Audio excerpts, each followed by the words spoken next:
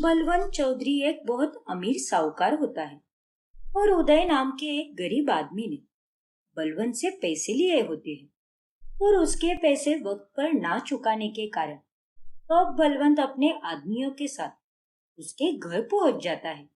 अरे ओ उदय, जल्दी से मेरे पैसे निकाल, वो भी दुगने ब्याज के साथ। साहब, बस एक बार मुझे एक आखिरी मौका दीजिए। मेरी पत्नी का अचानक से एक्सीडेंट हो गया था, जिसके बाद आपको देने के सारे पैसे मैंने इसके इलाज में इस्तेमाल कर दिए। वो सब मैं कुछ नहीं जानता, मुझे मेरे पैसे अभी चाहिए। माफ कीजिएगा साहब, लेकिन बिट्टी के बाबूजी सच कह रहे हैं। उन्होंने आपको देने के लिए सारे पैसे इकट्ठा किए थे, लेकिन अचानक से मेरा एक्सीडेंट हो गया और सारे पैसे उसमें ही चले गए। हाँ, तो मैं क्या करूं? मुझे उस सब से कोई लेना देना नहीं है। मैंने तुम दोनों को पहले भी 1 महीने की मोहलत दे दी थी, लेकिन फिर एक बार मैं वापस वही गलती नहीं दोहराऊंगा। पर साहब, मेरे पास आपको देने के लिए अभी कुछ भी नहीं है।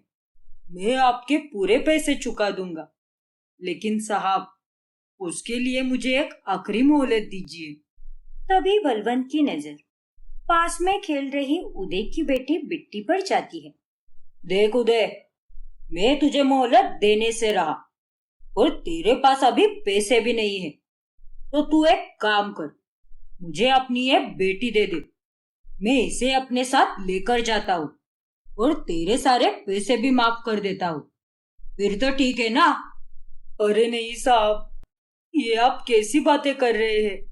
मैं अपनी फुलसी बच्ची को आपको कैसे दे सकता हूँ? अरे क्यों नहीं दे सकता? मैं इसका ब्याह मेरे बेटे रणवीर के साथ करूंगा। अरे तुझे तो खुश होना चाहिए कि तेरी बेटी को मैं अपने बेटे की बीवी बना रहा हूँ, वरना तुझ जैसे गरीब के घर आज तक किसी साहूकार का रिश्ता आया है क्या? नहीं साहब, लेकिन ये गलत है। आप मुझे कृपा करके एक आखिरी मोहलत दे दीजिए, लेकिन मेरी बच्ची, मेरी बिट्टी को मुझसे दूर मत कीजिए। हाँ साहब, हमारी बच्ची तो केवल 11 साल की है, लेकिन आपका लड़का तो बहुत बड़ा है। मेरी छोटी सी गुड़िया का बाल विवाह मत कीजिए साहब। अरे चुप रहो तुम दोनों। इस गांव की हर लड़की को बाल विवाह की परंपरा का पालन करना अनिवार्य है, इसीलिए तेरी बेटी को भी ये शादी करनी ही पड़ेगी। बाकी मैं कुछ नहीं जानता। मैं तेरी बेटी को लेकर ही जाऊंगा, तैयार रखना इसे। नहीं साहब, ऐसा मत कीजिए साहब।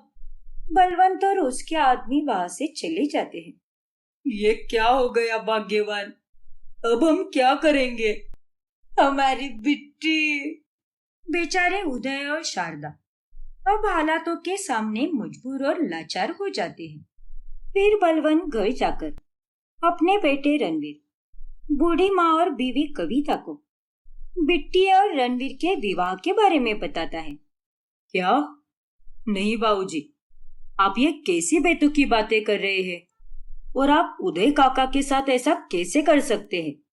उनकी मजबूरी का फायदा मत उठाइए।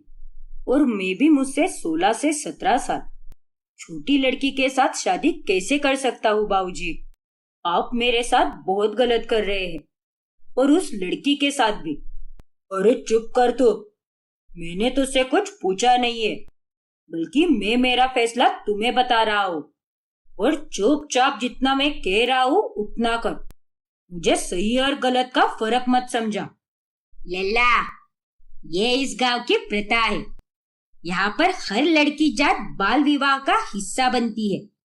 तेरी अम्मा और मैं, हम दोनों ने भी बाल विवाह ही किया था। जमाना कहाँ से कहाँ चला गया, लेकिन आप लोग नहीं बदले। आप लोगों को भी अपनी सोच में बदलाव लाना होगा। अम्मा बाबूजी, ये सब सही नहीं है।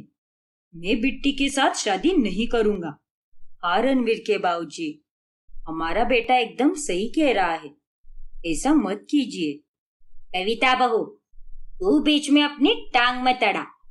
और रणवीर, शादी तो तुझे करनी ही पड़ेगी। बाकी मैं कुछ नहीं जानता। रणबीर भी बेबस हो जाता है। फिर वो सारी बातें जाकर अपने दोस्त मुन्ना को बताता है। यार मुन्ना, मुझे तो कुछ भी समझ नहीं आ रहा कि अब मैं क्या करूं। बाबूजी के कारण उस बेचारी बच्ची की जिंदगी बर्बाद हो जाएगी। हाँ रणवीर, वो तो काफी प्यारी बच्ची है। मैंने देखा है उसे। यही पास की सरकारी स्कूल में जाती है रोज। पता नहीं उसका अब आगे क्या होगा। यार मैंने बहुत कोशिश की, लेकिन मैं पैसों का इंतजाम भी नहीं कर पा रहा। और अभी तो मैं बाबूजी से झूठ बोलकर पैसे भी नहीं मांग सकता। हाँ रणवीर, वरना वो साफ साफ समझ जाएंगे कि तू वो पैसे क्यों मांग रहा है। हाँ यार, अगर मेरे पास पैसे होते ना, तो मैं उस मासूम सी बच्ची को बचा लेता। इस वक्त मुझे बाबूजी पर बहुत गुस्सा आ रहा है और अपनी किस्मत पर भी। देखते ही देखते शादी का दिन आ जाता है। जब शारदा बिट्टी को शादी के लिए सजाने लगती है, तभी माई, मैं गुड्डी की तरह क्यों सज रही हूँ? वो इसीलिए क्योंकि तेरी अभी शादी हो रही है बिट्टी। मेरी शादी? जैसे गुड्डा गुड्डे की शादी होती है? हाँ बिटिया रानी, अब तू विदा होकर अपने ससुराल चली जाएगी। क्या? नहीं माई, ऐसा नहीं होगा। मुझे आपको और बापू को छोड़कर कहीं भी नहीं जाना माई। मुझे आप दोनों के पास यहीं पर रहना है। काश हमारे पास ढेरों पैसे होते, तो हम तुझे अपने आप से कभी अलग नहीं होने देते। नहीं माई, मुझे नहीं बनना दुल्हन। मुझे आप दोनों के पास ही रहना है। मुझे नहीं करनी है शादी। नहीं लाडो, अब ऐसा नहीं हो सकता, क्योंकि यही जगत की रीत है। एक लड़की को शादी करके अपने बाबुल का घर छोड़ना ही पड़ता है। लेकिन तू फिक्र मत कर, मैं और तेरे बापू उससे मिलने के लिए ससुराल आया करेंगे। सच माई? हाँ मेरी गुड़िया, सच्ची। तो फिर ठीक है। रणवीर और बिट्टी की शादी हो जाती है और रणवीर के घर वाले उनकी बच्ची बहू का स्वागत करते हैं। शादी के बाद ससुराल में पहले दिन जब बिट्टी फ्रॉक पहनती है। अरे ओ बेवकूफ लड़की, ये क्या पहन कर आई है तू? अब तेरी शादी हो चुकी है। जाकर साड़ी पहन कर आ। लेकिन मुझे साड़ी पहननी नहीं आती और मुझे साड़ी पसंद भी नहीं है। नहीं पसंद मतलब क्या? ये तेरा कोई मायका नहीं है जहाँ सब कुछ तेरी पसंद के हिसाब से ही होगा। ये तेरा ससुराल है और यहाँ तुझे मेरे हर हुक्म का पालन करना होगा, क्योंकि मैं तेरी दादी सास हूँ। पर अम्मा, अगर इसे साड़ी नहीं पहननी तो जाने दीजिए ना। वो अभी छोटी सी बच्ची है। हाँ अम्मा, छोड़ दीजिए ना इस बात को। और इसे साड़ी पहनना अच्छा भी नहीं लगता। और इतनी छोटी सी उम्र में ये साड़ी कैसे संभाल पाएगी? वो सब मैं कुछ नहीं जानती। मैंने जब कह दिया सब कह दिया। ए लड़की, जाकर अभी के अभी साड़ी पहन कर आ, समझी कि नहीं? बिट्टी को अम्मा के हुक्म का पालन करना ही पड़ता है और फिर कविता उसे साड़ी पहनाती है। काकी, मुझे ये साड़ी बिल्कुल भी नहीं पसंद। मुझे नहीं पहननी है साड़ी। बिट्टी, मैं तुम्हारी कोई मदद नहीं कर सकती, क्योंकि अम्मा की मर्जी के खिलाफ जाना बहुत गलत साबित हो सकता है। मैं भी मजबूर हूँ बेटी। अब साड़ी पहनाने के बाद अम्मा बिट्टी को कविता के साथ काम करने के लिए कहती है। अरे वाह बिट्टी बहू, तू तो एकदम सुंदर लग रही है। अब चल, चूल्हा फूकने में अपनी सास की मदद कर और जल्दी से रोटियां सेक ले। लेकिन अम्मा, मुझे चूल्हा फूकने नहीं आता, तो फिर मैं कैसे करूंगी? और अम्मा, इस नन्ही सी जान कैसे चूल्हा फूक पाएगी? इसे तो ये सारे काम भी नहीं आते। अरे ओ कविता बहू, ये कोई नन्ही सी बच्ची नहीं है, इस घर की बहू है और इसे ये काम करना ही पड़ेगा। ये कोई आसमान से उतरी हुई परी नहीं है। इसे भी वही करना होगा जो हर लड़की करती आई है। पर इसे तो कुछ भी नहीं आता अम्मा। अरे क्या कुछ नहीं आता? इसके माँ बाप ने इसे कुछ सिखाया नहीं क्या? नहीं अम्मा, इसके माँ बाप तो इसे पढ़ाई करने भेजते थे और उन्होंने तो कभी ये सपने में भी सोचा नहीं होगा कि उनकी बेटी के साथ ये सब होगा। कविता बहू, इसकी तरफदारी करने की कोई जरूरत नहीं है। ए लड़की, आज घर में मेहमान आ रहे हैं तो तू अपनी सास के साथ मिलकर घर का सारा काम करेगी। और कविता बहू, अब से यह तेरी जिम्मेदारी है, इसे घर के सारे काम सिखा दे। ठीक है अम्मा, आप निश्चिंत रहिए, मैं बिट्टी को धीरे धीरे काम सिखा दूंगी और आज का खाना भी बन जाएगा। फिर ठीक है। इतना कहकर अम्मा वहां से चली जाती है। जिसके बाद, बिट्टी बता, आज पहले मैं तुम्हें क्या सिखाऊं? नहीं काकी, मुझे कोई काम नहीं सीखना है। ये सब काम मुझे नहीं पसंद। मुझे बाहर जाना है खेलने। जाने दो ना काकी। लेकिन बिट्टी, नहीं, मुझे खेलने ही जाना है। मुझे ये काम करने का बिल्कुल भी मन नहीं है। ठीक है बिट्टी, तुम एक काम करो, हमारे घर से थोड़ी दूर जाकर खेलो ताकि अम्मा की नजर तुम पर ना पड़े। ठीक है ना? ठीक है काकी, जैसा आप कहो। इतना कहकर बिट्टी वहां से चली जाती है। लेकिन घर से दूर खेलने के बावजूद भी अम्मा उसे देख लेती है और उसे पकड़कर घर ले आती है। क्यों रे लड़की, इसे पूछकर बाहर चली गई तू? हाँ? माफ कीजिए अम्मा। अम्मा, इसे मैंने ही भेजा था बाहर क्योंकि इसे खेलने का बहुत मन कर रहा था और मैं भी इसे ना नहीं कर पाई। कविता, को बहुत सयानी समझने लगी हो तुम, लेकिन आइंदा से अगर ऐसी हरकतें की तो मुझसे बुरा और कोई नहीं होगा। पर बाबूजी, ये एक छोटी सी बच्ची है अभी, इसे ये घर गृहस्थी के कामकाज नहीं समझ आते, तो फिर आप सब इससे इतनी उम्मीदें क्यों लगाए बैठे हो?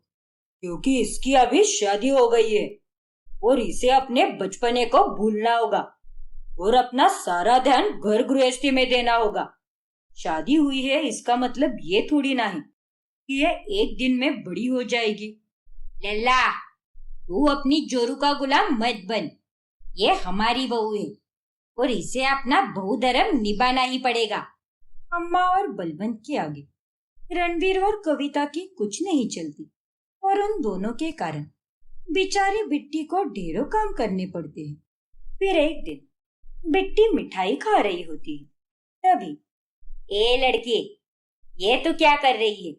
ये बर्फी हमने बलवंत के लिए लाई है, छोड़ उसे। फिर अम्मा बिट्टी से वो बर्फी छीन लेती है। अरे ये आप क्या कर रही हो अम्मा? बिट्टी अभी छोटी सी बच्ची है और आपको तो अच्छे से पता है कि बच्चों को मीठा खाना कितना पसंद होता है। अरे लेकिन इसे कुछ लाज शर्म है कि नहीं? और हमारे घर की औरतें तो आदमियों के खाना खाने के बाद ही खाती है, लेकिन इसने तो अपने ससुर का ही खाना खा लिया। मूर्ख कहीं की। अम्मा, मुझे ये बर्फी बहुत पसंद है ना, इसीलिए मैं खा रही थी। लेकिन अगर आपको मेरा इसे खाना बुरा लगा तो आज के बाद मैं इसे कभी नहीं खाऊंगी। इतना कहकर बिट्टी रोते हुए वहां से चली जाती है। लेकिन बाद में रणवीर चुपके से बिट्टी के लिए वही बर्फी और साथ ही बहुत सारी दूसरी मिठाइयाँ भी लाता है। अरे वाह, आपने ये सब मेरे लिए लाया है? हाँ बिट्टी, आज तुम्हें वो बर्फी खाने नहीं मिली ना, तो अब इसे जी भर कर खाओ और जितनी चाहिए उतनी खाओ। आपका बहुत बहुत धन्यवाद जी। इतनी सारी मिठाइयाँ तो मेरे बापू ने भी मुझे कभी नहीं दी। कोई बात नहीं बिट्टी, अब मिली है ना तुम्हें, तो इसे मन भर कर खाओ। फिर बिट्टी बड़े ही प्यार से वो मिठाइयाँ खाने लगती है और ये सब कविता कमरे के बाहर से देख लेती है। और अगले दिन वो रणवीर से कहती है, रणवीर बेटा, कल मैंने तुम्हें बिट्टी को मिठाई देते हुए देखा और उसकी चेहरे की खुशी देखकर मुझे बहुत अच्छा लगा। लेकिन बेटा, अम्मा और तेरे बाबूजी के होते हुए बिट्टी कभी खुश नहीं रह पाएगी। इसीलिए हमें छुप छुप कर ही सही, लेकिन बिट्टी को थोड़ी सी तो खुशियां देनी ही पड़ेगी।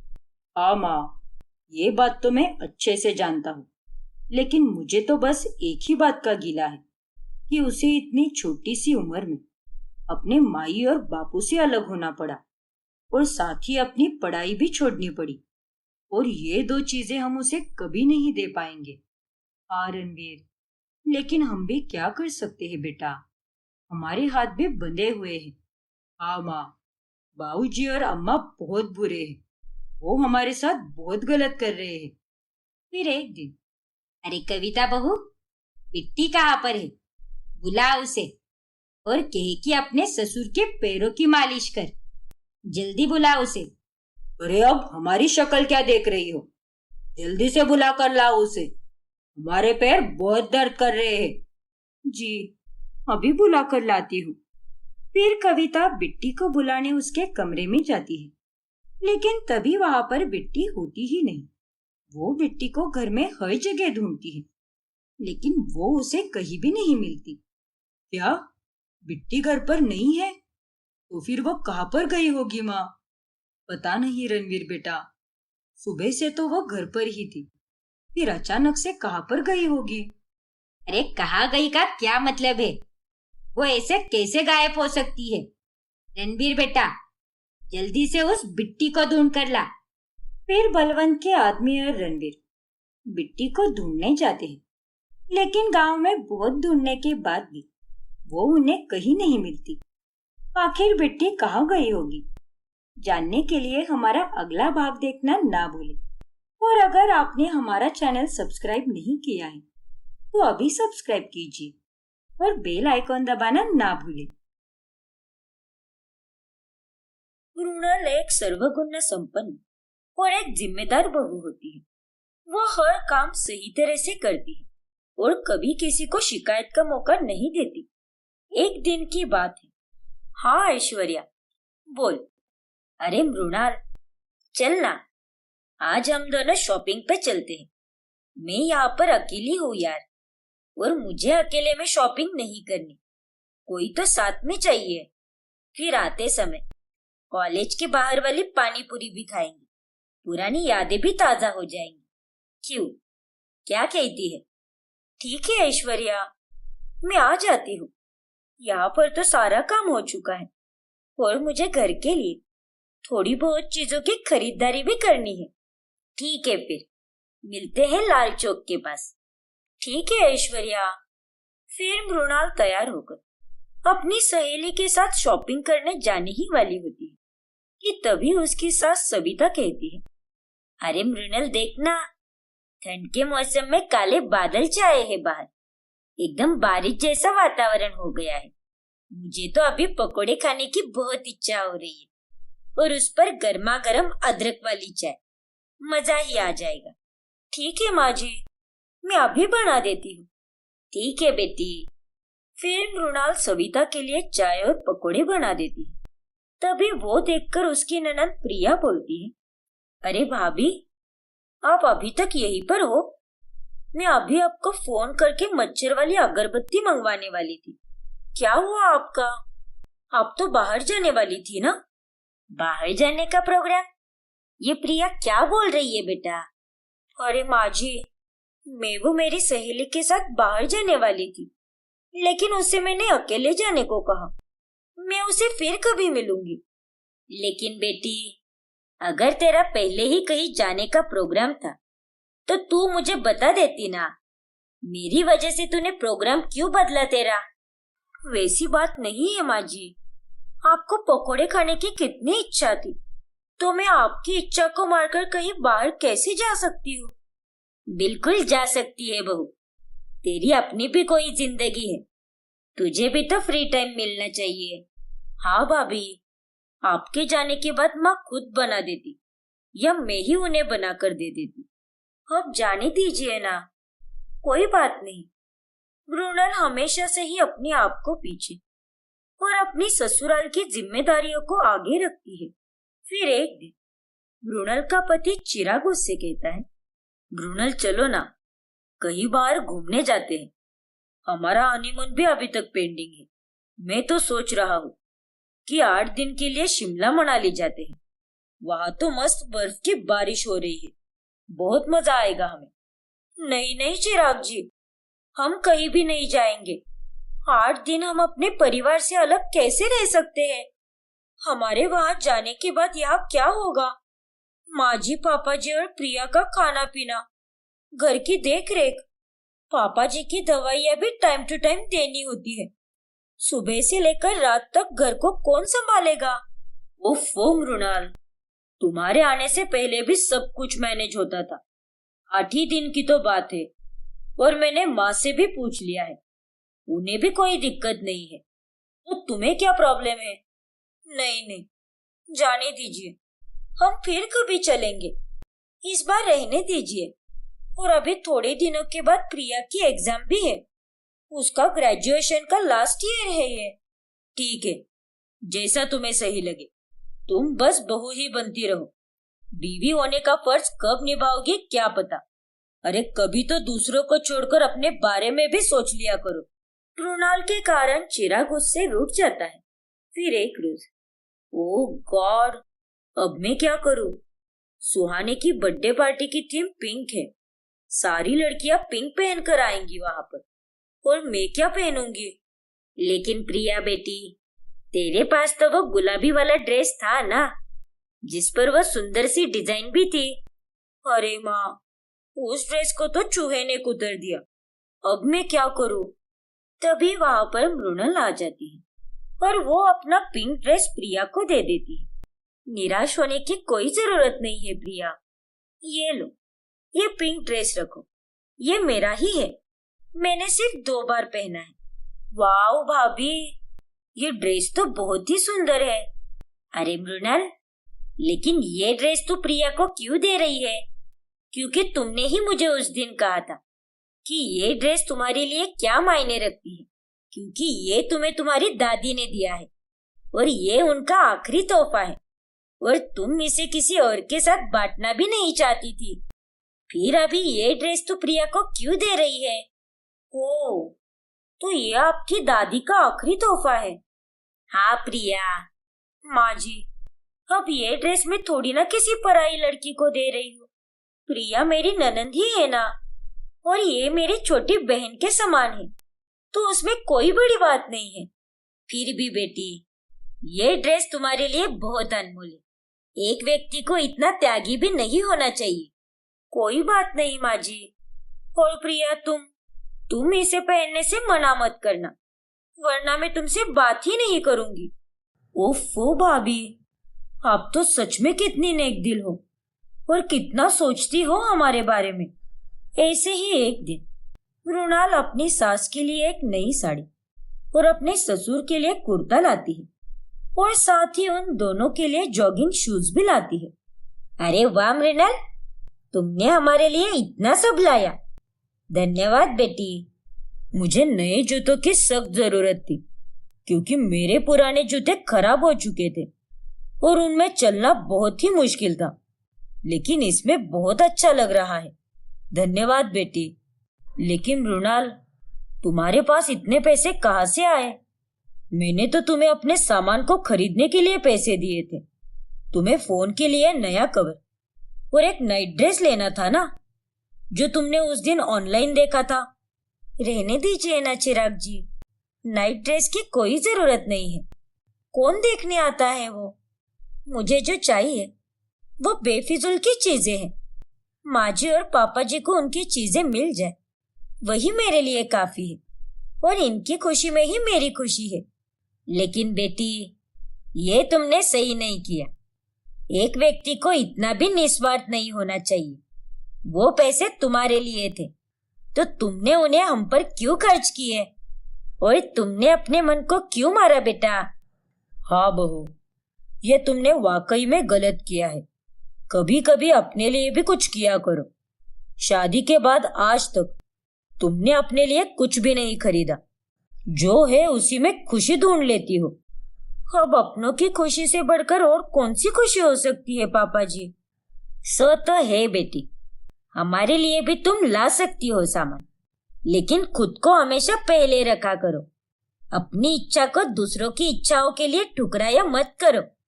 फिर एक रोज मृणाल को बहुत तेज बुखार आता है। तभी सविता घर का सारा काम करने लगती है और ये देखकर मृणाल फौरन बिस्तर से उठकर बाहर आती है। माँ जी, ये आप क्या कर रही हो? लाओ, ये झाड़ू मुझे दे दो। मेरे होते हुए ये सारे काम आप कैसे कर सकती हो? अरे बेटी, तू कितनी बीमार है। तू जा, आराम कर। 1-2 दिन में कर लूंगी तो कुछ नहीं होगा। और वैसे भी तेरे पापा जी और प्रिया है ना मेरी मदद के लिए। और दफ्तर से आने के बाद चिराग भी काम में हाथ बटा देगा। नहीं माँ जी, घर में मेरे होते हुए आप काम करो ये शोभा नहीं देता। ये तो कैसी बातें कर रही है बेटी? आज तक तुझे मैंने कभी अपनी बहू जैसे नहीं माना। तुझे हमेशा बेटी कहकर ही पुकारा है और माना भी है। जैसे मेरे लिए प्रिया है वैसे ही तू है बेटा। ये सास और बहू तो लोगों ने बनाए हुए रिश्ते हैं, तभी वहां पर घर के बाकी लोग भी आ जाते हैं। अरे मृणाल, तुम्हें तो बुखार है ना, तो काम करने की जिद क्यों कर रही हो? तुम्हारे लिए मैंने हाफ डे लिया है ताकि तुम्हारा ख्याल रख सकूं और बाकी के कामों में माँ और प्रिया की मदद कर सकूं। नहीं नहीं, आप फिर से ऑफिस चले जाइए, मैं सारे काम कर लूंगी। देखो मृणाल, तुम्हें हमने अपनी बहू नहीं बल्कि बेटी बनाकर घर लाया है। भाभी, आप मुझे एक बात बताइए, अगर आप अपने मायके में होती तो आपको इस हालत में देखकर आपकी मम्मी आपको काम करने देती क्या? नहीं ना, तो आप यहाँ पर काम क्यों कर रही हो? लेकिन प्रिया, तुम्हारी भी पढ़ाई है। माँ जी और पापा जी को घुटनों का दर्द है, उनकी तबीयत भी ठीक नहीं होती है। ऐसे में ये सब सही नहीं लगता। मैं फटाफट सारे काम निपटा लेती हूँ, आप लोग चिंता मत कीजिए। अरे बेटी, तू इस घर को अपना ससुराल क्यों समझ रही है? ये तो तेरे मायके जैसा ही है। तू क्यों इस घर की बहू बनना चाहती है जबकि तू इस घर की बेटी है? माँ जी, मुझे मेरी माँ ने पहले ही कह दिया था कि मायके में जो आजादी है वो नखरे में वहां ससुराल में नहीं कर सकती। मायका और ससुराल दोनों बहुत अलग होते हैं, इसीलिए। देख बेटा, तुझे तेरी माँ ने गलत नहीं बोला, लेकिन अपने यहाँ पर ऐसे नहीं होता। हमने तो आज तक तुझमें और प्रिया में कभी फर्क नहीं किया, लेकिन तुमने तो हमेशा ही अपनी खुशियों को पीछे रखा है। अरे तू तो चिराग के साथ हनीमून पर भी नहीं गई, ना अपने लिए कुछ खरीदा। प्रिया को अपना कितना कीमती और प्यारा ड्रेस दे दिया, और तो और हर वक्त बस बहू बनने का किरदार निभाती रहती है। अरे कभी खुद का भी किरदार निभाया कर। तुम्हें यहाँ पर कोई पाबंदियां नहीं है मृणाल।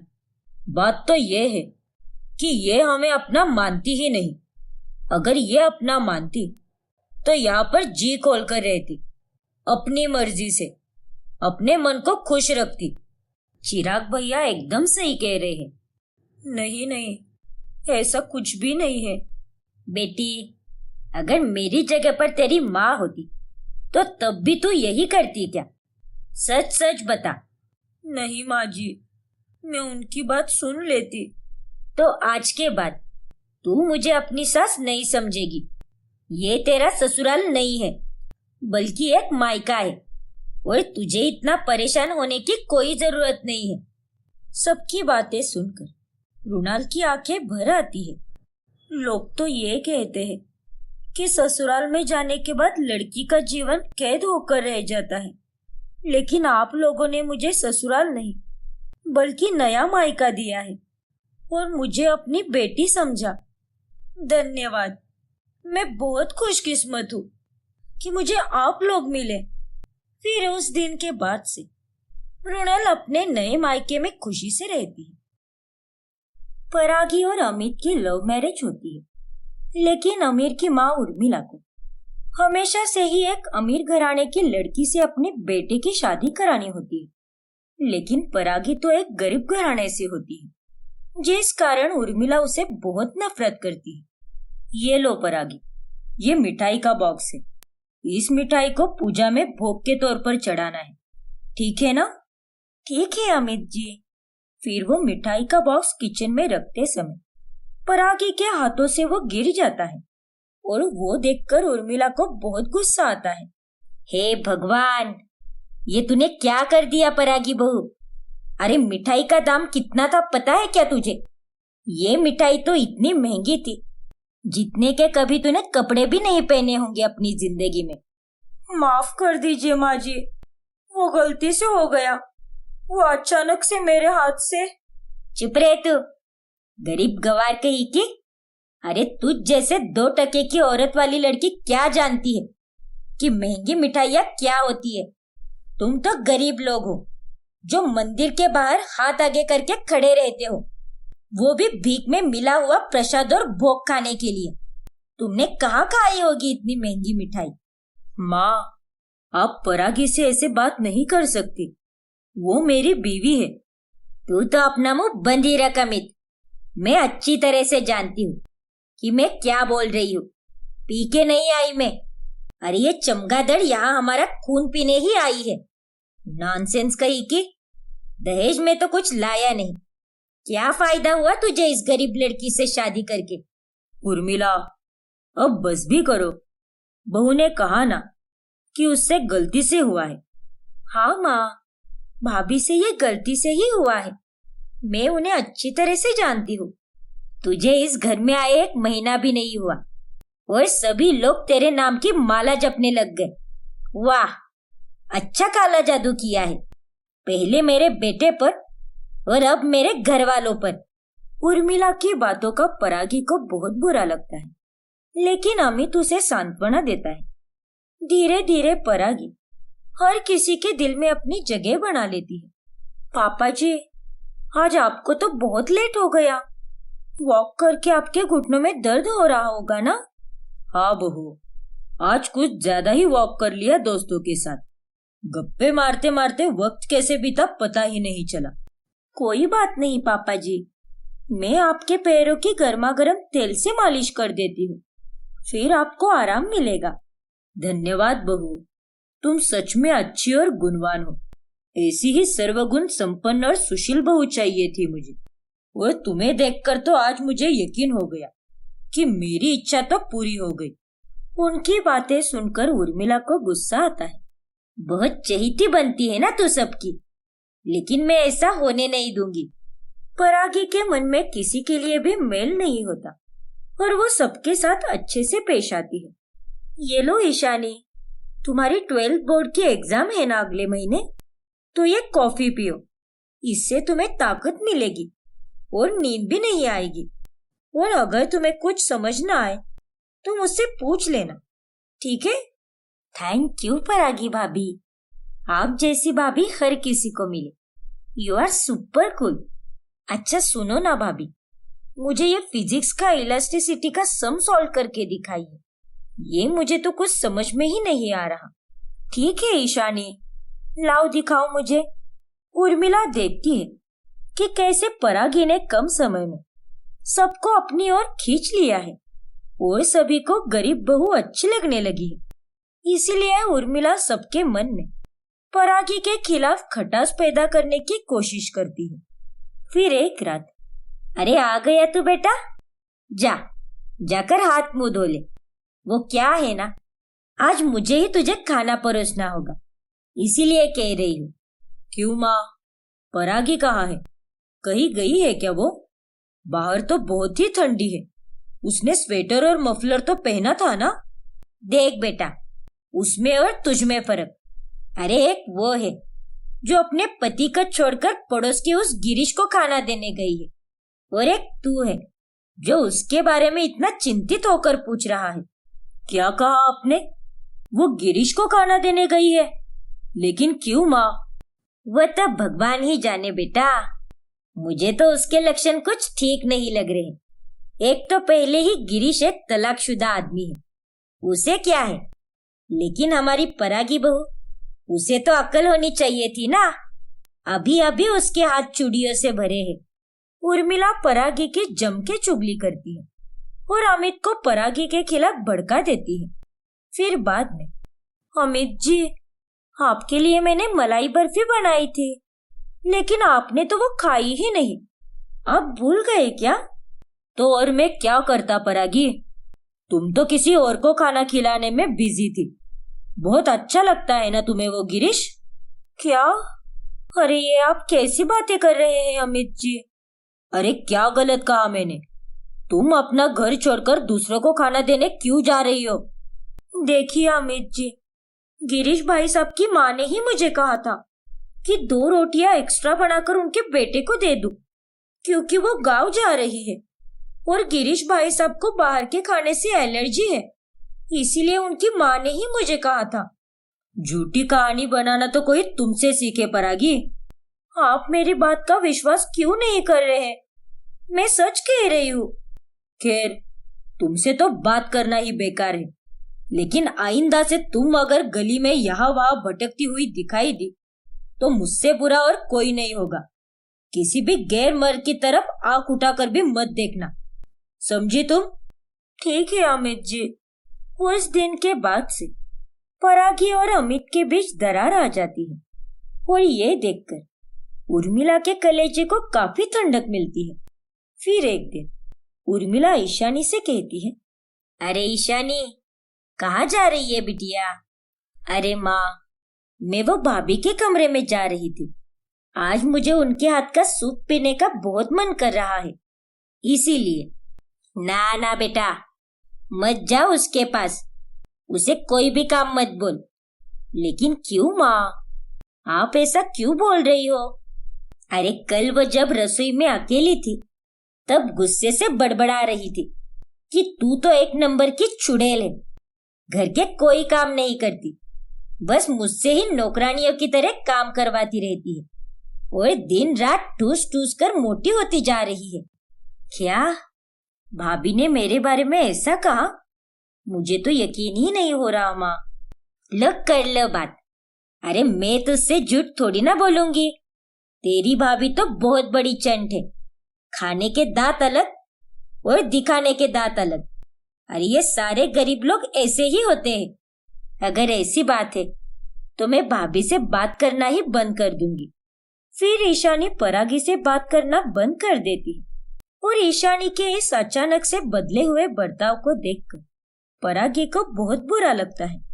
फिर एक दिन ससुर जी परागी के कमरे में उसका स्पीकर लेने जाते हैं। रुक जाइए जी, मत लीजिए बहू का स्पीकर, ये उसे अमित ने तोहफे के तौर पर दिया है। उसे काम करते समय गाने सुनना पसंद है ना, इसीलिए। अरे उर्मिला, तो उसमें क्या हुआ? ये स्पीकर तो हमारे ही घर का है ना, तो फिर तुम मुझे क्यों रोक रही हो? स्पीकर हमारे घर का भले ही है, लेकिन हमारे बेटे ने उसकी पत्नी के लिए लाया है। हमारा बेटा अब उसके हाथों बिक चुका है। उसने अगर ये स्पीकर सबके लिए लाया होता तो ये स्पीकर हॉल में होता, ये छुपे रुस्तम की तरह कमरे में नहीं। हाँ उर्मिला, शायद तुम सही कह रही हो। हाँ जी, मैं बिल्कुल सही कह रही हूँ। और वैसे भी परागी को अपनी चीजों को कोई छुए, ये बात उसे बिल्कुल पसंद नहीं। दिखावे के लिए वो एकदम अच्छाई की मूरत बनती है, लेकिन मन की बहुत ही कपटी है वो। उर्मिला की बातें सुनकर ससुर के मन में भी परागी के लिए खटास पैदा होती है। एक वक्त पर जो लोग परागी की तारीफ किया करते थे, आज वही लोग उर्मिला की चुगलियों के कारण उसके खिलाफ हो चुके थे और उसे कोई बात नहीं करता था। फिर एक दिन, अरे उर्मिला, मुझे सत्संग जाना है, जल्दी से मेरा कुर्ता इस्त्री करके दे दो। लेकिन ये कहाँ पर गई? लगता है घर पर नहीं है, मैं ही इस्त्री कर देता हूँ। नहीं नहीं पापा जी, आप क्यों करेंगे, मैं कर देती हूँ, लाइए दीजिए इसे। तभी वहां पर ईशानी आती और वो बोलती है, कोई जरूरत नहीं है भाभी, इनकी बेटी अभी भी जिंदा है, मरी नहीं है वो। पापा आप चिंता मत कीजिए, आपका ये कुर्ता मैं अब भी इस्त्री करके देती हूँ। अरे ईशानी, पापा जी क्या हो गया है आप लोगों को? दिन ब दिन आप लोग मुझसे इतना सख्त होकर क्यों बात कर रहे हो? आखिर इतनी नफरत क्यों करने लगे मुझसे? आपको क्या लगता है भाभी, आप पीठ पीछे हमारे बारे में कुछ भी बोलोगी और हम सुनते रहेंगे? गलती तो आपकी ही है भाभी। आपने ऐसे क्यों कहा कि मैं ठूस ठूस कर मोटी होती जा रही हूँ? मैं आपका थोड़ी ना खाती हूँ, मैं तो मेरे घर का खाना खाती हूँ। हाँ बहू, तूने ये सही नहीं किया। अमित ने तुम्हारे लिए वो स्पीकर लाया है, लेकिन तुम्हें एक बार भी नहीं लगा कि पापा जी को भजन सुनने के लिए स्पीकर लगता होगा, तो ये स्पीकर हॉल में रख दो। लेकिन तुमने तो उसे अपने कमरे में छुपा कर रखा। ये सब आप लोग क्या बोल रहे हो? मैंने ऐसा कुछ भी नहीं किया है और ना ही ऐसा कुछ बोला है। मेरा विश्वास कीजिए। और आप दोनों को ये सब किसने बोला? माँ ने कहा, क्योंकि उन्होंने आपको अकेले में मेरे बारे में घटिया बातें बोलते हुए सुन लिया था। और मुझे भी उर्मिला ने ही तुम्हारा स्पीकर लेने से रोक लिया और ये सब कहा। क्या? पर आगे समझ जाती है कि ये सारी चुगलियां और अमित को गिरीश के बारे में बड़ा चढ़ाकर उर्मिला ने ही कहा है, क्योंकि वो उसे उनके नजरों में गिराना चाहती है। माँ जी, आपने ऐसा क्यों किया? आखिर क्या दिक्कत है आपको मुझसे? क्यों आप इस बात को समझ नहीं पा रही कि मैंने आपको आपके अपनों से दूर नहीं किया है? मैं जानती हूँ कि आपने ये सारी चुगलियां मुझे सबकी नजरों में बुरी बनाने के लिए की है। वो माँ जी, मेरे आने से कोई दूर नहीं हुआ है। आपका कोई प्यार नहीं बटा है। आपकी जगह कोई और नहीं ले सकता और मेरी जगह भी कोई और नहीं ले सकता। अगर मेरी जगह पर कोई और बहू आती तो वो भी यही सब करती ना। हाँ बहू, तू बिल्कुल सही कह रही है। लेकिन जब तू इस घर में आई थी ना, तब मुझे ऐसा लगा कि तू सबको अपनी तरफ कर लेगी तो मेरी घर में कोई इज्जत नहीं रहेगी। इसीलिए मैंने ये सब किया। मुझे माफ कर दे बहू, मुझसे गलती हो गई। उर्मिला को अपनी गलतियों का एहसास हो जाता है और परागी उर्मिला को माफ कर देती है, जिसके बाद उर्मिला सुधर जाती है और परागी को खुशी खुशी अपना लेती है।